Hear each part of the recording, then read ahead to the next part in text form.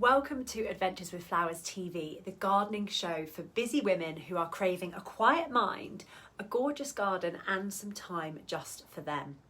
I'm your host, Kendall Platt, the Mindful Gardening Coach, and I'm here to get you growing a garden that sets your heart on fire in the small pockets of time you have available so you can feel calmer, connected and more confident as you grow. The days are getting longer and warmer finally, and April is peak seed sowing time. Whilst you can sow outdoors towards the end of the month, most seeds will still benefit from a bit of bottom heat using a heat mat or being sown indoors, either in a greenhouse or on a sunny windowsill. In this week's episode, I'm sharing the 10 seeds I'm sowing this month in my garden to make sure I have lots of sensory plants and flowers to fill my border and vases in the house.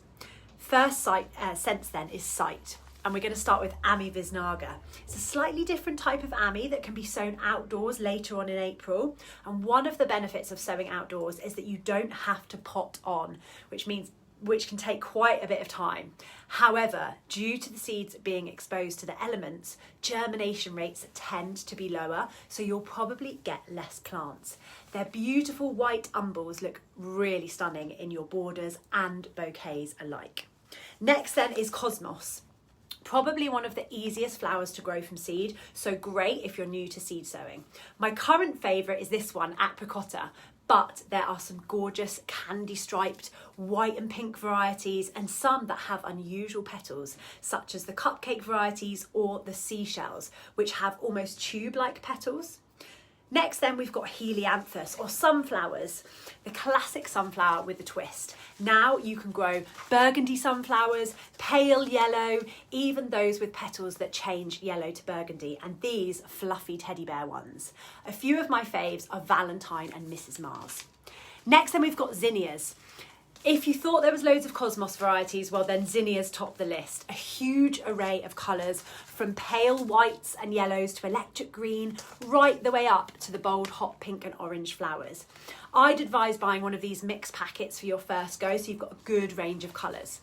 One of my absolute faves is Cinderella Lilac, a stunning pale purple with a fluffy top, which I cannot resist reaching out and touching.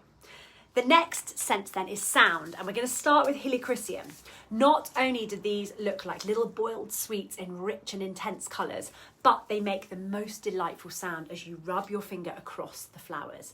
They're papery and delicate, so you need to make sure you don't do it too ferociously, but when added to wreaths at Christmas and other dried flower arrangements, they bring a different treat for the senses. Next then, we've got Limonium sinuatum. Their common name is sea lavender, and they have a collection of small flowers grouped together atop a tall green stem. Their flowers are papery and make a lovely crackly sound when touched. And once the plants are established in your garden, they're pretty drought tolerant, so they're a really good choice given the hotter, drier summers we are likely to experience going forward. Next then we've got Taste, and we're starting with Amaranthus. Now I grow these purely to use in floral arrangements, as their long draping seed heads add drama and colour to bouquets and wreaths.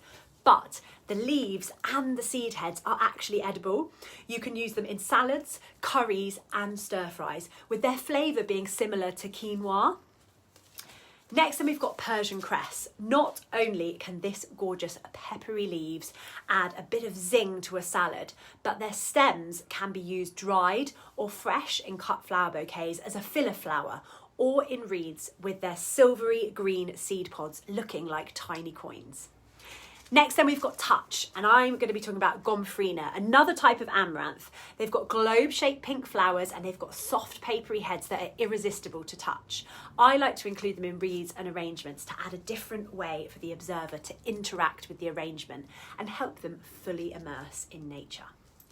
And last then we've got Scent, and I'm going to talk about Nicotiana for this one. The sweet scent of Nicotiana wafting across the garden in the early evening is truly something to be experienced.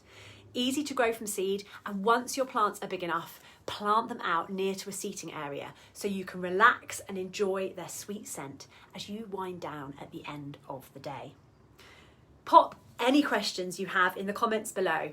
And for a simple month-by-month plan to get you gardening to feel good without adding to the mental load, come and join me over on Substack.